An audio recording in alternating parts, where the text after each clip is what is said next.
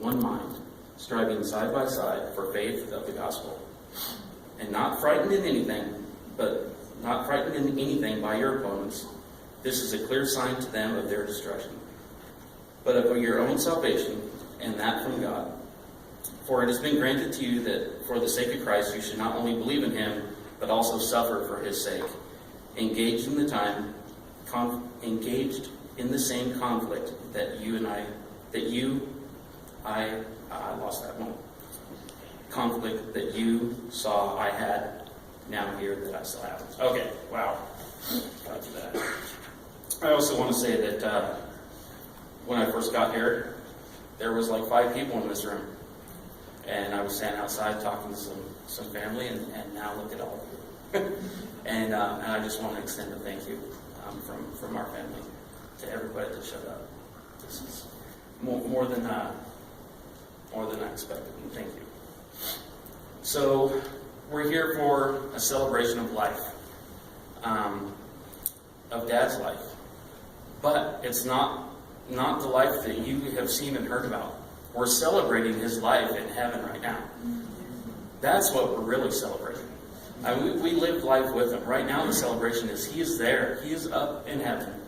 And that's the real celebration. He ran the race and he finished it. A good example would be, when we're having a baby, you sit around and you're counting, like, one more push, and the baby will be here. Well, that's the same thing that's going on in heaven.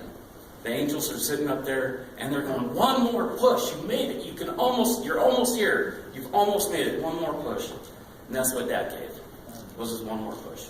And he made it. It's a huge celebration, just like we have down here. So, Charles Spurgeon said, "Never fear dying, beloved. Dying is the last but least matter that a Christian has to be anxious about. Fear living. That is the hard battle, to fight a stern discipline, to endure a rough voyage to undergo." So, title of my message, if you want to title it, is "Don't Fear Death, Fear Living." Death is just the entrance. Ignoring death cheats us the opportunity to examine the condition of our own soul and to attain peace with God. So many times through life, of our own life, we get busy and we forget about the end. And so Dad has kindly reminded us. And so we need to take this time to examine our own soul and see where we're at and go. I look at myself and go, I wasted 35 years. I spent the last 5 trying to make up for it. I plan to spend the rest and keep on going. So time is short. This should remind us that we need to get out there, because there are other people that are going to die that aren't going to heaven. And that's just something that we can't take. So don't leave this matter to the end of your life. It's not something to leave to the end. So how is dying gain? There's so many horrible things in this life that we get away from. Disease and murder, war, different, crime. So dying is gain. Why would we want to live and all that? So that's the gain in dying.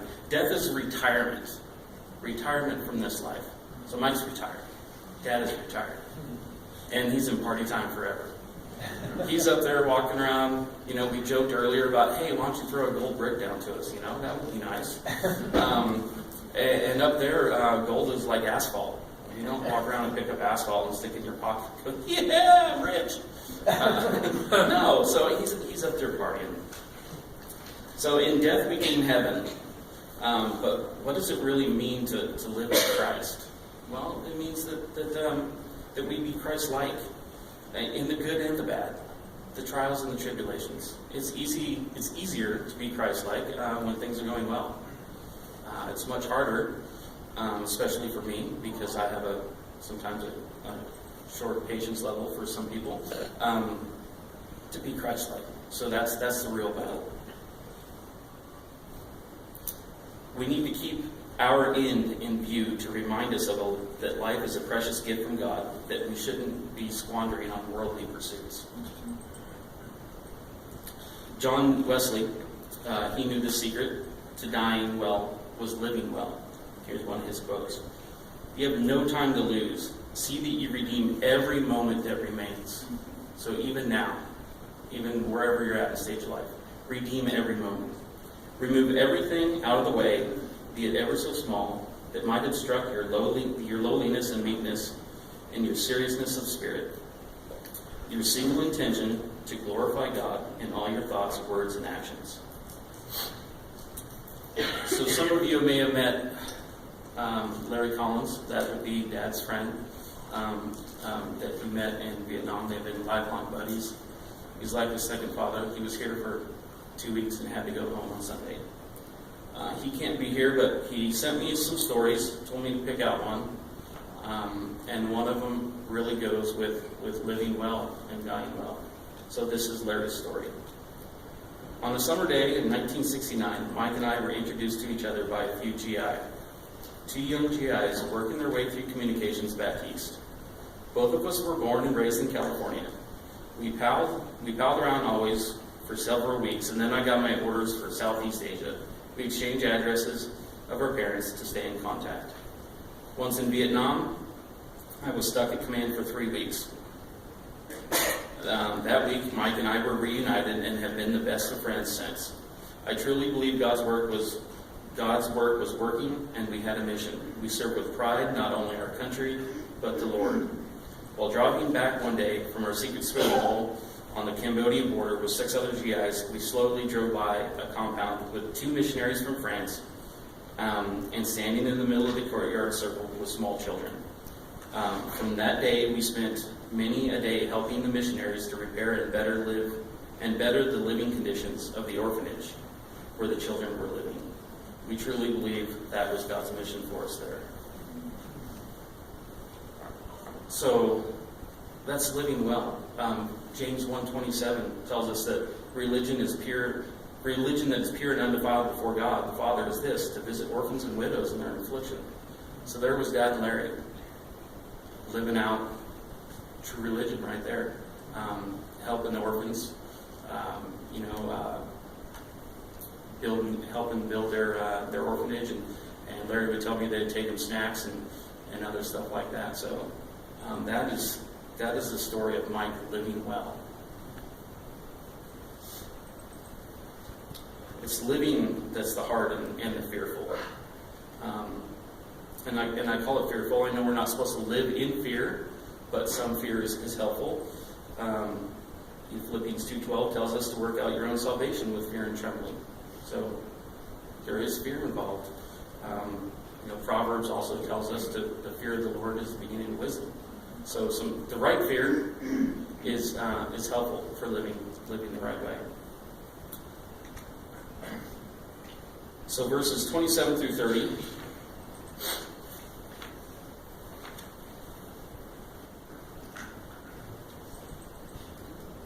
Only let your manner of life be worthy of the gospel of Christ. Ouch. Fail.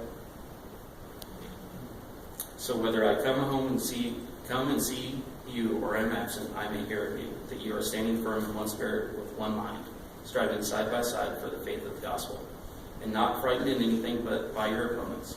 This is a clear sign to them of their destruction, but of your salvation, and that from God. For it has been granted to you for the sake of Christ that you should not only believe in him, but also suffer for his sake. Suffer for his sake. Engaged in the same conflict you saw, and I now hear that, and I had now hear that I still have. Well, that doesn't sound like fun. But that's part of the Great Commission is to get out there, and Christ did great things, but he suffered also. So we'll suffer from time to time, but we need that to help us keep focused. So this suffering that we're going through right now, this pain, this sorrow that we feel that Dad is calm, it focuses us. It should help focus us. It's focused me. It made me think, wow, okay, I've kind of been lax. I need to get back out there. I need to reach some more people. We exist to have a single eye for the glory of God and the souls of man. That's why we exist. So, as Dad goes, he's been in the hallway where we're at right now. If you imagine life and the great eternity, there's this little bitty hallway, and that's where we're at. And then there's this huge room with no boundaries, and that's where we're going. So we're still here in the hallway. Dad has passed through the door. He's in the room. He's in glory. He's with God. So we need to fill that Great Commission while we're still in the hallway. Time is short. We can see that now. 66 is early. We never know when it's coming. So let's get to it. Let's get on it. Right now I'd like to have Gina Bejon come up. Where are you? In the back. And she's going to sing Amazing Grace for us.